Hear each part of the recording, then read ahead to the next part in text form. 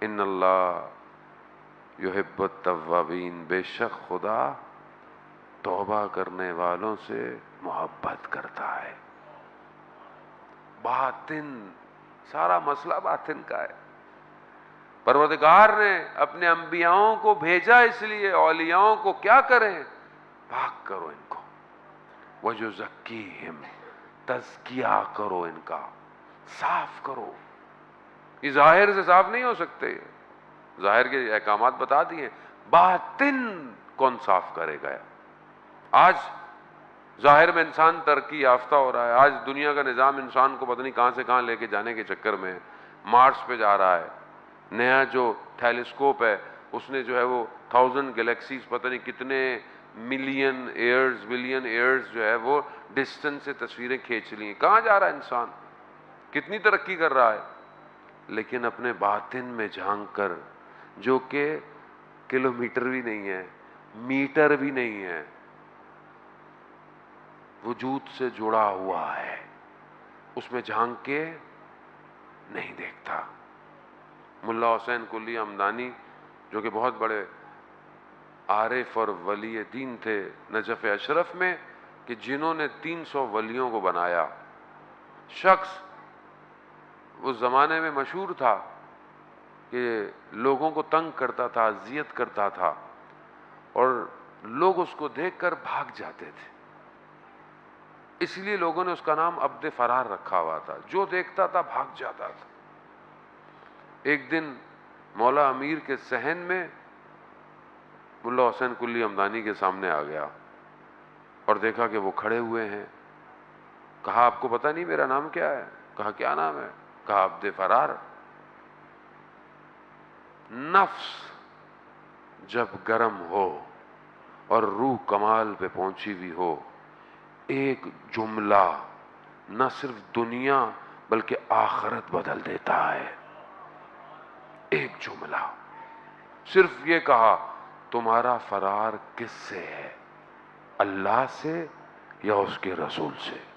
بس یہ کہا اور چلے گئے، چھوڑ دیا اس کو۔ دوسرے دن جب اپنے مدرسے میں آئے، شاگردوں کا آج درس نہیں ہے، آج ایک ولی کا انتقال ہو گیا ہے، اس کا جنازہ ہے، انہوں کو پتہ نہیں کون ولی ہے۔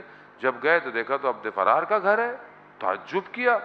اس کی زوجہ سے پوچھا کہ ماجرا کیا ہے؟ کہا جب سے کل گھر واپس آیا تھا تو ساری رات کمرے میں بیٹھا رہا، صرف ایک ہی جملہ تکرار کر رہا تھا، میرا فرار کس سے ہے؟ اللہ سے ہے یا رسول سے ہے؟ اور صبح جب اٹھا تو مردہ پایا گیا۔ عزیزان محترم، باطن کو ایک یقظہ چاہیے، ایک بیداری چاہیے، ایک تلنگو، ایک چوٹ چاہیے تھوڑی سی زندگی۔ یہ جس کو لگ جاتی ہے وہ بیدار ہو جاتا ہے۔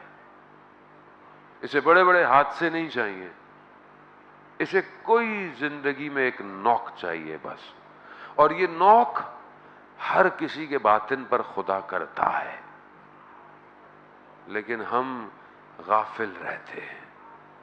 کھٹکھٹاتا ہے وہ۔ آغا پناہیان کہتے کہ میں گاڑی میں جا رہا تھا، سگنل پہ گاڑی رکی، اسے رکتی ہے، پھول بیچنے والا شخص اس نے شیشے پہ نوک کیا، تو میں نے اسے اشارہ سے کیا کہ مطلب نہیں چاہیے مجھے، نہیں۔ اس نے کہا نہیں شیشہ تو نیچے کریں۔ میں نے نیچے کیا، کہا میں آپ کو بیچ تھوڑی رہا تھا، میں تو آپ کو ہدیہ دینا چاہ رہا تھا۔ کہا سگنل کھل گیا، میں نکل گیا، میں سر جھکا کر گھر آیا کہ خدا بھی ہماری زندگی میں کھٹ کھٹ کر رہا ہے اور ہم اس کو اگنور کر رہے ہیں کہ نہیں، نہیں چاہیے، نہیں چاہیے۔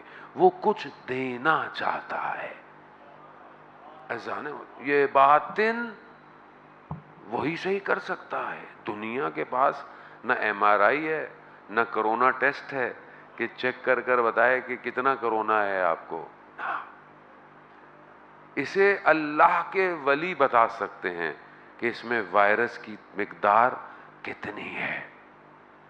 اگر ہم چاہتے ہیں اپنے باطن کو صحیح کریں، عزیزان محترم کو توجہ کریں، ہمیں اس دنیا کے معاملات میں سے تھوڑا سا، جہاں ہم پوری ہر چیز کو فوکس کرتے ہیں، زوم کر کے دیکھتے ہیں، تصویر کھینچتے ہیں، موبائل بھی ہر سال بڑھتا جا رہا ہے، 12 میگا پکسل، اب تو 45 میگا پکسل آ گیا ہے. پھر ہم زوم کر کے دیکھتے ہیں پکسل پھٹ رہا ہے کہ نہیں پھٹ رہا. کبھی اپنی ذات کو بھی زوم کر کے دیکھیں، زوم کریں، اور یہ زوم رات کی تنہائی میں ہوگا. یہ شور میں زوم، شور میں تو ہم خود کھو چکے ہیں.